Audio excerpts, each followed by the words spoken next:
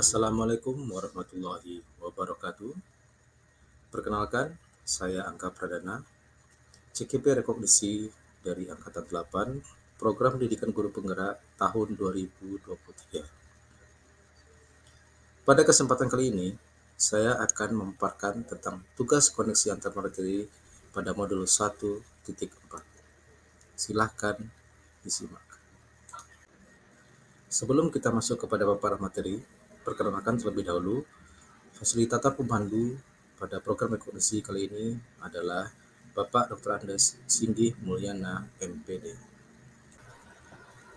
Untuk pembahasan pertama, saya akan mencoba menjawab pertanyaan tentang kesimpulan mengenai peran Anda dalam menciptakan budaya positif di sekolah dengan menerapkan konsep-konsep inti seperti disiplin positif, motivasi perilaku manusia, hukuman dan penghargaan, posisi kontrol restitusi, keyakinan sekolah atau kelas, segitiga restitusi, dan keterkaitannya dengan materi sebelumnya, yaitu filosofi pendidikan nasional Ki Hajar Dewantara, nilai dan peran guru penggerak, serta visi guru penggerak. Untuk pembahasan pertama, saya akan mencoba menjawab pertanyaan tentang pendidik mempunyai peran penting dalam menciptakan budaya positif di sekolah. Sebagai seorang pendidik, saya memiliki peran yang sangat penting dalam menciptakan budaya positif di sekolah. Hal itu bisa dilihat dengan bagaimana saya menerapkan budaya positif seperti disiplin positif, motivasi perilaku manusia, posisi kontrol, keyakinan kelas, segitiga restitusi, dan mengaitkannya dengan materi sebelumnya, yaitu filosofi pendidikan nasional Ki Hajar Dewantara, nilai dan peranan guru penggerak, serta visi dari guru penggerak, maka nantinya akan dapat membantu menciptakan lingkungan belajar yang positif dan produktif. Yang kedua adalah membantu siswa dan menciptakan hubungan yang harmonis dengan siswa. Dengan mempraktikkan disiplin positif, saya dapat membantu siswa belajar dan membangun hubungan yang sehat dengan siswa. Adapun kaitannya dengan materi yang kita pelajari dalam modul 1.4 ini, yaitu pada konsep motivasi dalam perilaku manusia, kita sebagai pendidik dapat membantu siswa memahami hukuman dan ganjaran yang dikenakan kepada mereka, sehingga mereka dapat memperbaiki perilakunya. Kemudian, dengan posisi kontrol, pendidik bisa membantu siswa memahami bahwa setiap tindakan memiliki konsekuensi, dan mereka harus bertanggung jawab atas perilaku mereka. Untuk keyakinan kelas ataupun sekolah, nantinya dapat membantu siswa merasa aman dan percaya diri dalam melaksanakan pembelajaran dalam lingkungan belajarnya.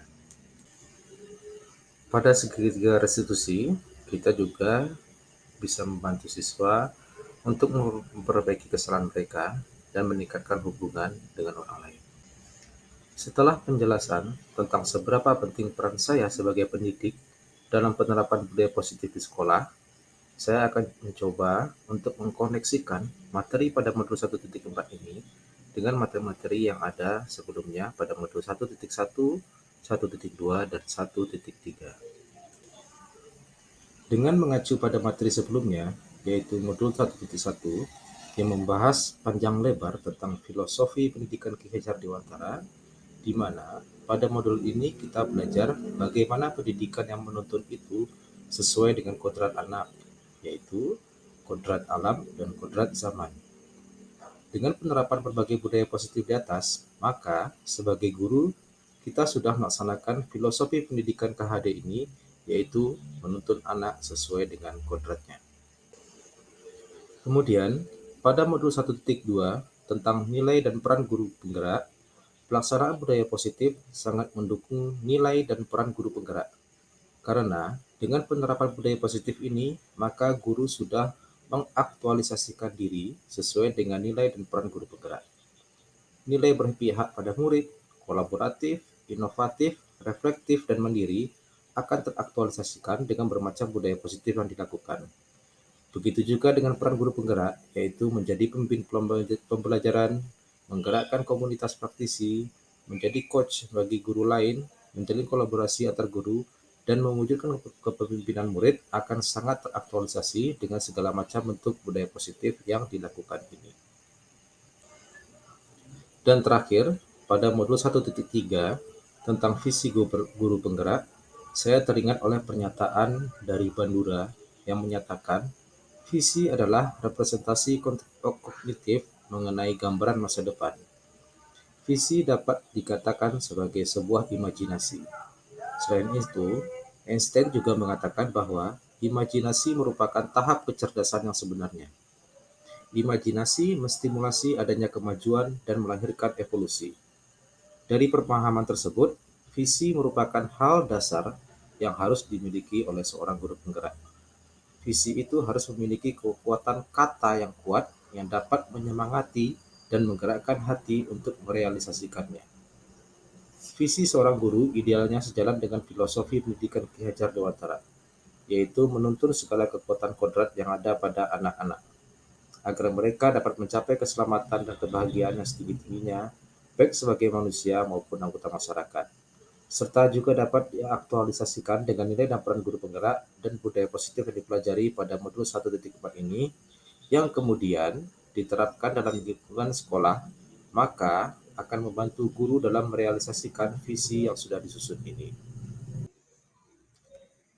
Sejauh mana pemahaman Anda tentang konsep-konsep inti yang telah Anda pelajari di modul ini, yaitu disiplin positif, teori kontrol, teori motivasi, hukuman dan penghargaan, posisi kontrol guru, kebutuhan dasar manusia, keyakinan kelas, dan segitiga restitusi.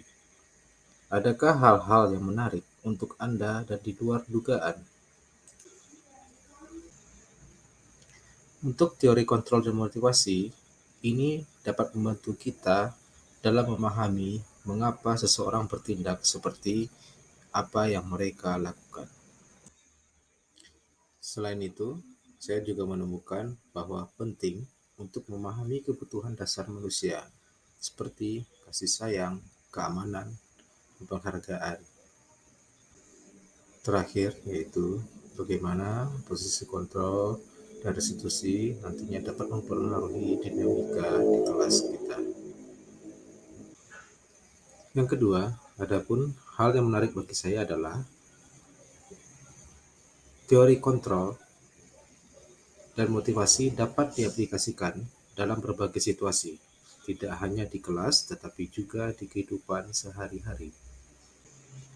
Selain itu, saya juga menemukan bahwa disiplin positif dapat membantu menciptakan lingkungan yang positif dan mendukung untuk semua individu, bukan hanya untuk peserta didik saja. Saya juga terkejut dengan bagaimana posisi kontrol guru dapat mempengaruhi efektivitas disiplin positif dan betapa pentingnya penilaian diri dalam proses pembelajaran. Jadi, secara keseluruhan saya mencoba menyimpulkan bahwasannya saya merasa lebih percaya diri dalam menerapkan pendekatan disiplin positif dan memahami pentingnya memenuhi kebutuhan dasar manusia untuk menciptakan lingkungan yang positif juga, serta mendukung. Saya berharap dapat terus memperdalam pemahaman saya tentang konsep-konsep ini dan menerapkannya dalam kehidupan sehari-hari. Perubahan apa yang terjadi pada cara berpikir Anda dalam menciptakan budaya positif di kelas maupun sekolah Anda setelah mempelajari modul ini? Setelah mempelajari modul ini, saya menjadi lebih sadar bahwa menciptakan budaya positif di kelas atau sekolah memerlukan usaha dan perencanaan yang matang. Beberapa perubahan dalam cara berpikir saya setelah mempelajari modul ini antara lain, yang pertama, yaitu menyadari bahwa menciptakan budaya positif memerlukan kerjasama dan partisipasi dari semua anggota kelas atau sekolah. Maksudnya di sini adalah bahwa menciptakan budaya positif bukan hanya tanggung jawab guru atau kepala sekolah. Budaya positif dapat dibangun melalui kegiatan yang melibatkan seluruh anggota kelas atau sekolah. Yang kedua, umpan balik positif dapat meningkatkan motivasi belajar. Di sini saya semakin memahami bahwa memberikan umpan balik yang positif dapat meningkatkan motivasi dan keterlibatan siswa dalam pembelajaran dan kegiatan di sekolah. Yang ketiga, penyelesaian masalah perlu pendekatan yang positif dan proaktif. Di sini saya kemudian juga menyadari bahwasannya mengatasi masalah perilaku siswa memerlukan pendekatan yang positif dan proaktif seperti memberikan alternatif atau contoh perilaku yang lebih tepat. Saya berharap pengalaman seperti apakah yang pernah Anda alami terkait penerapan konsep-konsep inti dalam modul budaya positif, baik di lingkungan kelas maupun sekolah Anda? Pengalaman yang pernah saya alami, yang pertama, saya melihatnya dari respon positif dari siswa.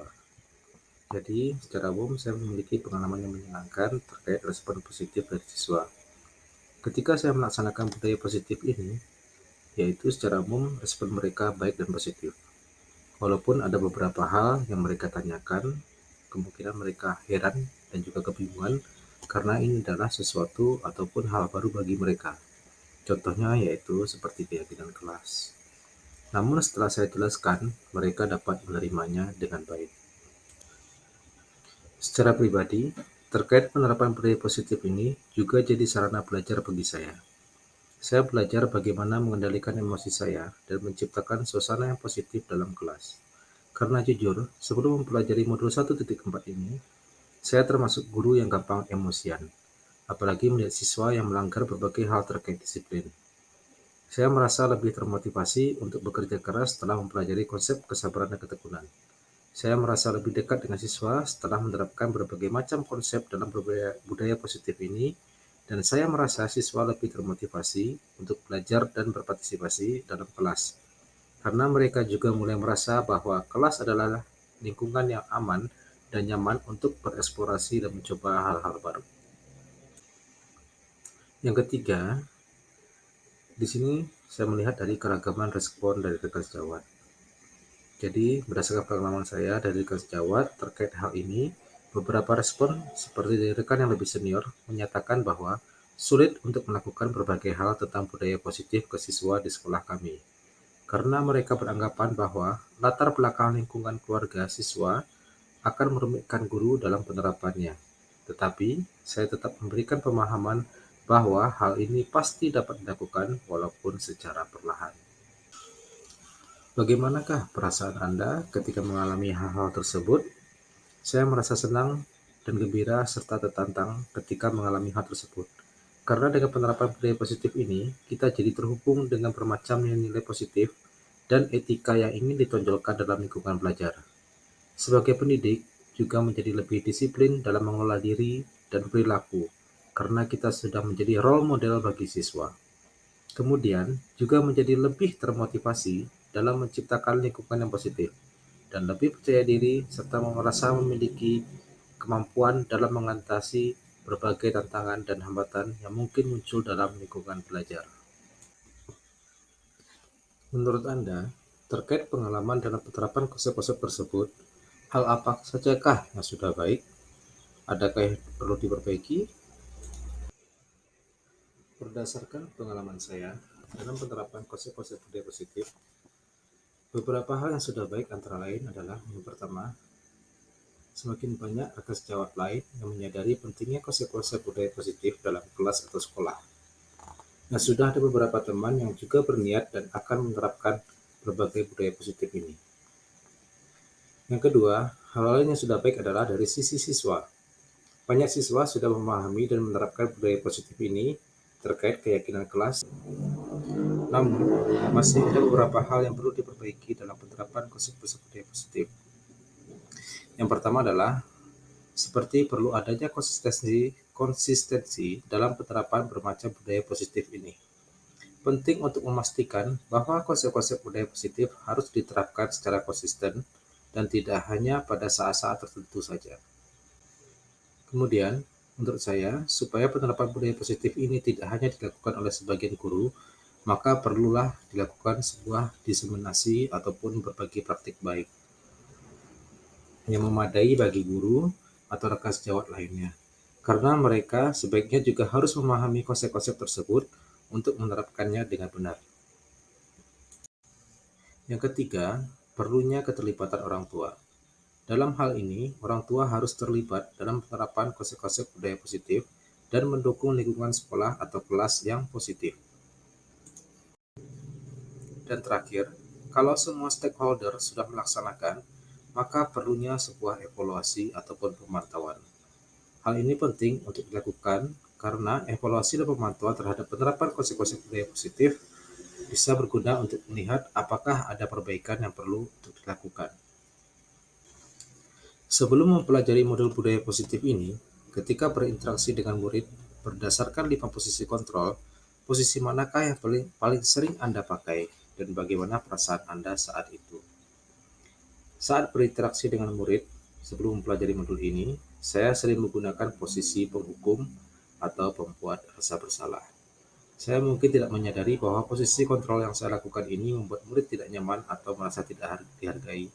Karena sebenarnya, sebagai produk pembelajaran masa lalu, dalam memori saya terdapat pengalaman bagaimana guru saya berlaku dahulu. Perasaan saya saat itu biasa saja. Karena saya belum mempelajari modul ini, maka saya tidak ada merasa apa-apa. Saya menganggap itu adalah hal yang lumrah. Setelah mempelajari modul ini, posisi apa yang Anda pakai dan bagaimana perasaan Anda sekarang? Apa perbedaannya? Setelah mempelajari modul ini, saya berusaha untuk berada di posisi pemantau atau manajer yang membantu membangun hubungan yang lebih baik dengan siswa. Karena diharapkan siswa dapat mempertanggungjawabkan perilakunya dan mendukung siswa agar dapat menemukan solusi atas permasalahannya sendiri. Sehingga diharapkan kita dapat memberikan umpan balik yang konstruktif dan membantu murid untuk tumbuh dan berkembang. Perasaan saya setelah mempelajari modul ini, saya sangat puas dan yang pastinya saya termotivasi untuk menjadi lebih baik daripada yang sebelumnya. Karena hal ini harus saya lakukan demi kelangsungan terciptanya budaya positif di sekolah maupun di kelas saya. Adapun perbedaannya, yaitu menggunakan posisi kontrol tersebut bisa dibilang sangat signifikan. Dahulu, sebagai guru saya adalah segala-galanya, sehingga siswa menjadi takut memposisikan diri sebagai penghukum atau pembuat rasa bersalah, menjadikan saya sebagai pribadi yang ditakuti siswa. Sekarang saya perlahan berubah ke posisi pemantau atau manajer. Dengan adanya proses perubahan ini, maka dapat membangun hubungan yang lebih baik dengan siswa. Karena di posisi ini, guru bukan lagi menjadi pengatur yang segala-galanya, tapi sudah berpartner yang diharapkan dapat menjadikan siswa sebagai pribadi yang mandiri dan bertanggung jawab atas segala perilaku dan sikapnya. Sebelum mempelajari modul ini, pernahkah Anda menerapkan segitiga restitusi ketika menghadapi permasalahan murid Anda? Jika iya, tahap mana yang Anda praktikkan dan bagaimana Anda mempraktikkannya? Saya belum pernah menerapkannya secara utuh sesuai dengan langkah-langkah atau bagian dari segitiga restitusi tersebut. Yang sering saya lakukan ketika ada siswa melanggar adalah memvalidasi tindakan yang salah untuk menstabilkan identitas. Saya hanya sesekali melakukannya dan belum pernah mempraktikkannya untuk menanyakan keyakinan secara utuh. Selain konsep-konsep yang ingin disampaikan dalam modul ini, adakah hal-hal lain yang menurut Anda penting untuk dipelajari dalam proses menciptakan budaya positif, baik di lingkungan kelas maupun sekolah? Secara umum, menurut saya, semua materi pada modul ini sudah membahas bagaimana proses menciptakan budaya positif baik di lingkungan kelas maupun sekolah. Hal yang perlu dikuatkan menurut saya adalah, yang pertama, bagaimana membangun komunikasi yang efektif antara guru, siswa, dan orang tua. Yang kedua, mendorong partisipasi aktif siswa dalam kegiatan kelas dan sekolah. Dan yang ketiga adalah menjaga konsistensi pelaksanaan berbagai disiplin positif ini supaya hasil yang diharapkan dapat diperoleh. Demikian adalah penjelasan saya terkait tugas dari koneksi antar materi. Selanjutnya nanti saya akan ada melampirkan tentang rancangan aksi nyata modul 1.4. Terima kasih. Saya akhiri dengan Assalamualaikum warahmatullahi wabarakatuh.